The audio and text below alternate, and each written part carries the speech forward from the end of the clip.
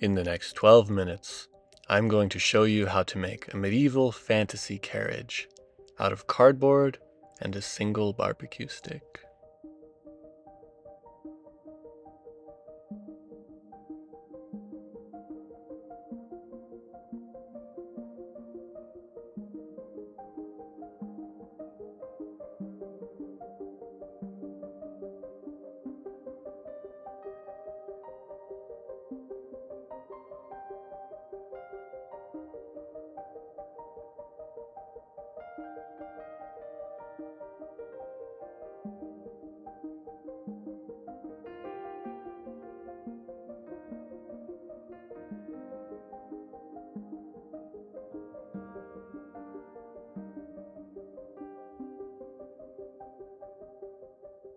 Hello there, my friends. My name is Selrahc. We're going to begin by making some wheels.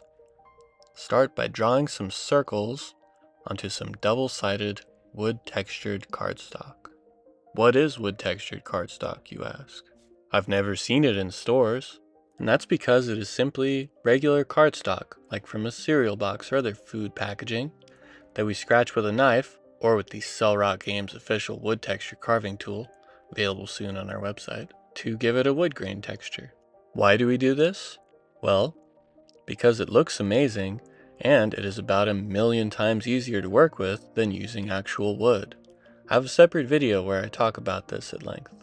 For now though, once you have your circles drawn, we're going to cut them out, and these are going to be the wheels for our carriage.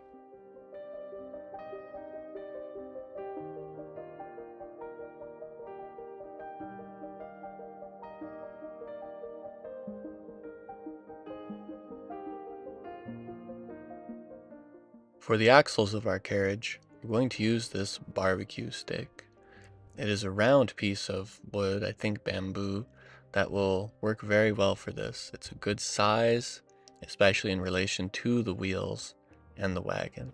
I use my knife to gently sort of bore a hole in the middle of each wheel, and when it's about the right size, use the stick itself to finish it the rest of the way. Make sure it's a very solid, very secure fit. To finish the wheels, after they have the holes in them, we're going to cut them into 4 somewhat equal parts, and then get 2 little planks of wood texture cardstock and use that to glue them together. I don't really know much about wheels or the terminology, but there's the little cross planks that hold all the round parts together. And that's that. Those are some pretty sweet cardboard wagon wheels. In a video from a few months back, we made this little hand cart, just basic little farmer cart out of the wood texture cardstock. And I want to use this to help me figure out the size in which I want to make my carriage. I know I want the carriage to be bigger than this. I want it to be able to hold at least 2 people, like if they were sitting and facing each other, like you'd see in a show or movie where some rich aristocracy or merchants are having a dramatic conversation while en route to somewhere. I measured out 2 possible lines for the width of the carriage, and with the help of these 2 miniatures, I decided on the smaller width, which is 1.5 inches. I would say go with whatever works for you. Some carriages are going to be bigger, some will be smaller. I'm going to cut this into planks because it's going to be like the main platform of the carriage, the floor that everything's going to stand on. And then I glued some cross planks on again. We want it to be fairly decent looking because I imagine this is a carriage for some rich merchants, nobles, like I said, probably vampires, who like to roam around the countryside and, look for people to prey on, as they tend to do.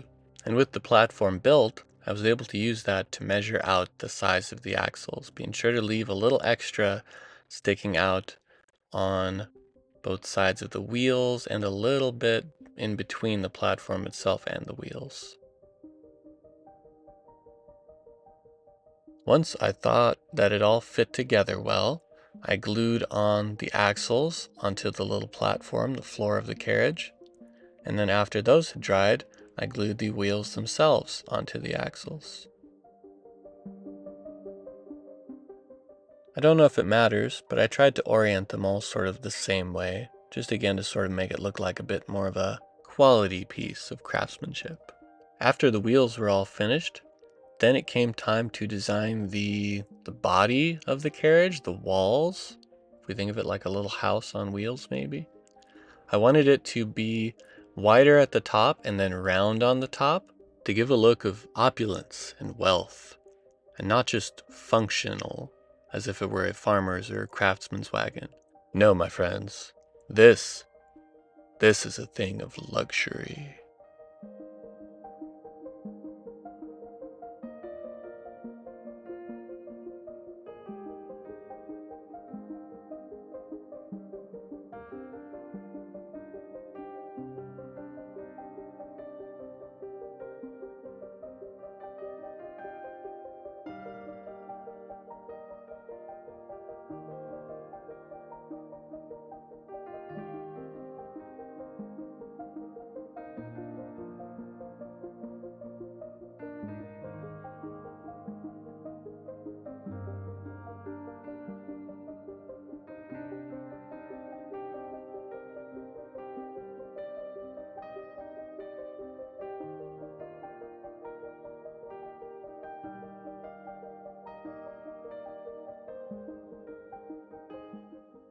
After you've gotten all of the little walls assembled and glued together, we are then going to glue that whole thing onto the base of our carriage.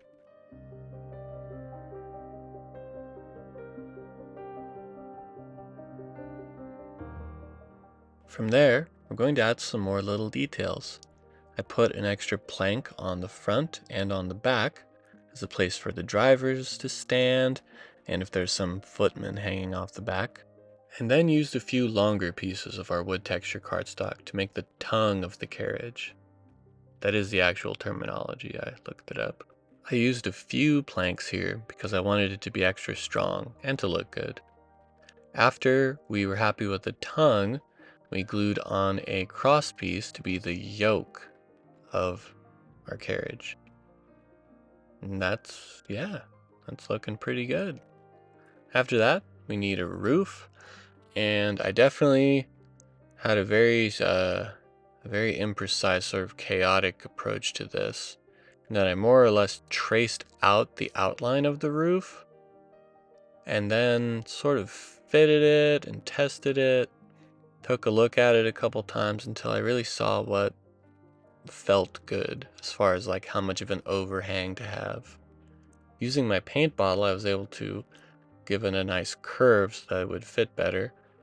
And then, just took a look at it a few times, tried it, trimmed some off, tried it again, until I found what I was happy with. And that makes sense if you think about it, because a roof is like a hat for a house, or in this case, a carriage. And sometimes you gotta try things on, see how they fit, then try something else until you find what works. Especially if you have a giant head like I do. To attach the roof, I used hot glue, because using regular glue and having to hold down the curve would mean holding it in place a long time. But with the hot glue, oh my goodness, it was so easy. I used the still hot tip of the glue gun to help blend down any bulges or parts of the hot glue that were really sticking out. Make sure it was very secure and that it looked good, just to really smooth things out. After that, it's time to add some details with some more wood planks, using again, of course, our wood texture cardstock. I wanted to give it sort of a trim, like a frame, like we do on our Mordheim style houses, and then add some more details. The goal here is to make it look fancy, extravagant even. When putting down this frame, I knew that I wanted to have 2 windows on one side and then a door on the other side. Probably should have put doors on both sides, but oh well. And for reasons that will soon become apparent, it probably doesn't matter. But I put down a little cute door and then did the same sort of thing for some windows, using some horizontal sort of slats, almost to make them look like shutters, like you could see out of it, but you can't see into it. And once that part is complete, once you're satisfied with all the decorations and fancy details, then that's it. Our carriage is complete. Now that is a fine looking carriage. I hope it doesn't crash into anything and become a piece of scattered terrain. Next time on Selrahc Games. So my friends, if you haven't picked up on it yet, I have an ulterior motive. As part of our Mordheim exploration chart terrain, I needed to make an opulent covered wagon, carriage kind of thing for the result of overturned cart. And what better way to make a wrecked carriage, stagecoach, fancy wagon than by building one and wrecking it? So in the next episode, my carriage meets with a, shall we say, unfortunate accident.